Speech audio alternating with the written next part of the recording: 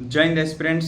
मेरा नाम उत्तम सिंह है और आज मैं आपके साथ शेयर करने जा रहा हूँ मेरा real life experience of Indian air force Agniveer वायु फेज़ 2 जो मैंने 15 जुलाई 2025 को 5 ASC जोधपुर सेंटर पे फेस किया। अगर आप भी इंडियन एयरफोर्स का यूनिफॉर्म पहनने का सपना देख रहे हैं तो ये वीडियो आपके लिए सिर्फ एक एक्सपीरियंस नहीं, आपके लिए एक कंप्लीट फेज़ 2 गाइड होने वाली है। मैं हर एक stage from reporting to result, from physical test to group discussion step by step breakdown के साथ एक्सप्लेन करूंगा ताकि आपको ग्राउंड रियलिटी का क्लियर पिक्चर मिल सके। सो वीडियो को एंड तक ज़रूर देखें। This can help you to avoid common mistakes and boost your preparation. Let's get started. Part first में हम डिस्कस करेंगे रिपोर्टिंग एंड इनिशियल प्रोसेस। 15 जुलाई को रिपोर्टिंग टाइम था 5 AM, लेकिन मैं डिसिप्लिन को प्रायोरिटी देते हुए 4 AM पर ही वहीं पे पहुंच जाता हूं। कैंडिडेट्स को चेस्ट नंबर वाइज बुलाया जाता है। लगभग 300 टू 350 एस्पिरेंट्स प्रेजेंट होते हैं उस दिन। प्रोसेस स्टार्ट हुआ। सबसे पहले सिक्योरिटी चेक, उसके बाद face to admit card verification, फिर होता है डॉक्यूमेंट वेरिफिकेशन जिसके अंदर Aadhaar card, 10th marksheet, 12th marksheet, admit card जैसे डॉक्यूमेंट्स चेक होते हैं। हर कैंडिडेट्स को एक फैब्रिक चेस्ट नंबर दिया जाता है जो कि उन्हें अपनी चेस्ट पर पहनना होता है। उसके बाद होता है बायोमेट्रिक और फेशियल वेरिफिकेशन। सारी चीज़ें काफ़ी स्मूथ और वेल मैनेज थी। पहले 40 टू 45 कैंडिडेट्स का बैच भेजा गया PFT यानी फिजिकल फिटनेस टेस्ट के लिए। पार्ट 2 में हम डिस्कस करेंगे physical fitness test PFT। Physical instructor ने सबसे पहले क्लियर इंस्ट्रक्शन दिए कि 1.6 किलोमीटर की रनिंग रहेगी in under 7 minutes. This is purely qualifying in nature, no extra marks for coming first. Running होती है तारकोल रोड पे, तो शूज़ पहनना मैंडेटरी है। बेयर फुट रनिंग बिल्कुल अवॉइड करें टू प्रिवेंट इंजरी, क्योंकि अगर आप नंगे पाँव दौड़ेंगे तो आपके पैरों में छाले हो सकते हैं। रनिंग के बाद कैंडिडेट्स को भेजा गया स्ट्रेंथ टेस्ट जोन में, जहां परफॉर्म करना होता है 10 पुशअप्स, 10 सिटअप्स, 20 स्क्वाट्स। नोट करने वाली बात यह है कि हर रिपीटेशन का फॉर्म और पोस्चर स्ट्रिक्टली मॉनिटर होता है। अगर बॉडी फॉर्म सही नहीं हुआ तो आपको डायरेक्टली डिस्क्वालिफिकेशन दे दिया जाएगा। मेरे बैच में रनिंग में अराउंड 3 कैंडिडेट्स फेल हो गए थे और स्ट्रेंथ टेस्ट में 4 टू 5 कैंडिडेट्स एलिमिनेट हो गए थे। पार्ट 3 में हम डिस्कस करेंगे SRT के बारे में। उसके बाद हमें ब्रेकफास्ट ब्रेक मिला। अपना अपना अगर स्नैक जो भी कैरी कर रहे हैं वो खा सकते हैं, बाकी पेड फूड भी वहाँ पर मिलता है। फिर स्टार्ट होता है SRT यानी सिचुएशन रिएक्शन टेस्ट। सबसे पहले उसका डिटेल ब्रीफिंग होता है। आपको 35 सिचुएशन बेस्ड क्वेश्चन सोल्व करने होते हैं with in 30 minutes. Her question compulsory है, मतलब अगर आपने 35 क्वेश्चन सही किए लेकिन सिर्फ एक क्वेश्चन छोड़ दिया तो भी आप डिस्क्वालीफाइड हो जाओगे। इस स्टेज पे अराउंड 65 कैंडिडेट्स फेल हो गए थे। सिर्फ जो कैंडिडेट्स SRT क्लियर करते हैं वही आगे जाते हैं एडेप्टेबिलिटी टेस्ट 2 यानी ग्रुप डिस्कशन के लिए। पार्ट 4 में हम डिस्कस करेंगे GD preparation and group discussion.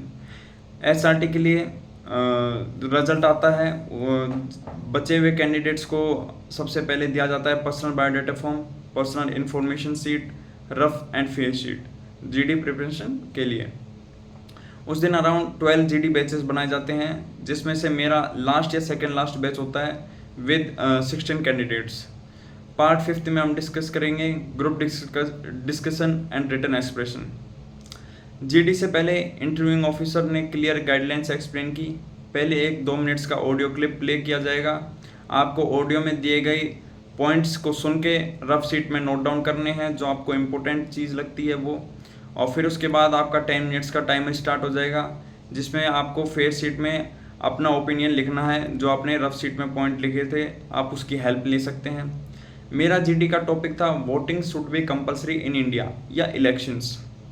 Audio में बताया गया कि इंडिया की 70% ऑफ द पॉपुलेशन वोटिंग करती है, जबकि rest of the 30% of the population voting ही नहीं करती, वोट ही नहीं देती अपना, एक्सक्लूडिंग अंडर एज सिटीजन्स। हम अपना पॉइंट ऑफ व्यू से इस इश्यू पे डिस्कस करना था। मैंने व्यू पॉइंट शेयर किया कि कैसे हम 30% नॉन वोटर्स को एजुकेट और मोटिवेट कर सकते हैं। उन्हें बताएं कि उनका एक वोट भी नेशन बिल्डिंग के लिए कितना क्रिटिकल हो सकता है। मैंने काम और कॉन्फिडेंस तरीके से बोला, बीच में किसी को इंटरप्ट किए बिना हर 2-3 स्पीकर के बाद अपना लॉजिक इनपुट किया। पार्ट 6 में हम डिस्कस करेंगे final result and medical allotment. GD के बाद सब रिजल्ट का इंतज़ार कर रहे थे। 9 PM के आसपास इंटरव्यूइंग ऑफिसर आए और रिजल्ट अनाउंस किया। जिनके नाम अनाउंस हुए वो जीडी में नॉट क्वालिफाइड थे। जो शॉर्ट लिस्टेड हुए उन्हें तुरंत medical admit card hand over कर दिया गया।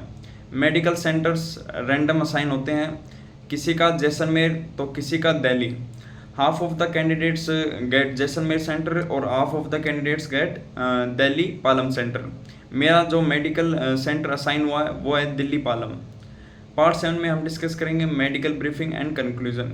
मेडिकल के लिए कुछ इंपॉर्टेंट एडवाइस भी दी जाती है कि आप मेडिकल के लिए आप जाएं, उससे पहले आप अपना ईयर वैक्स प्रॉपरली क्लीन करके जाएं, under arm and body hair shave या ट्रिमिंग करके जाएं। मेडिकल डे पे पंक्चुअलिटी मेंटेन करके रखना बहुत ज़रूरी है वहाँ पे। रात के अराउंड 10 बज गए थे। फाइनली फेज 2 का प्रोसेस वाइंड अप होता है। टोटल 16 आवर्स का long challenging but productive day था, क्योंकि पीएफटी भी क्वालिफाई कर दिया था, फिर एसआरटी, फिर जीडी, ये 3 पड़ाव पार करने के बाद वो भी क्लियर हो गए। तो चाहे 16 आवर्स हो चाहे 24 आवर्स, फिर खुशी तो मिलना ही है। पार्ट 8 में हम डिस्कस करेंगे मेरा पर्सनल ओपिनियन या मैसेज जो एस्पिरेंट्स के लिए रहेगा कि मैंने ये पूरा प्रोसेस बिना कोई किसी कोचिंग के क्लियर किया है, सिर्फ सेल्फ डिसिप्लिन, कम्युनिकेशन स्किल्स और कॉन्फिडेंस के दम पे। कोचिंग लेना या ना लेना वो आपकी पर्सनल चॉइस है। अगर आपको स्ट्रक्चर हेल्प चाहिए तो ज़रूर लीजिए, लेकिन अगर आपको सेल्फ स्टडी से क्रैक कर सकते हो, उस अचीवमेंट का सेटिस्फेक्शन अनमैच्ड होता है। मतलब आप वो सेटिस्फेक्शन आपको किसी कोचिंग वाला भी नहीं दे सकता। और आउटरो में मैं कहना चाहूँगा, अगर आपको मेरा एक्सपीरियंस वैल्यूएबल लगे तो प्लीज़ इस वीडियो को लाइक करें और अपना क्वेश्चन या फीडबैक कमेंट में लिखें और चैनल को सब्सक्राइब करें। और मैं आपको मिलता हूँ नेक्स्ट वीडियो में एक नया डिफेंस गाइडेंस के साथ। जब तक के लिए स्टे मोटिवेटेड, इसे मिशन। जय हिंद, जय भारत, वंदे मातरम।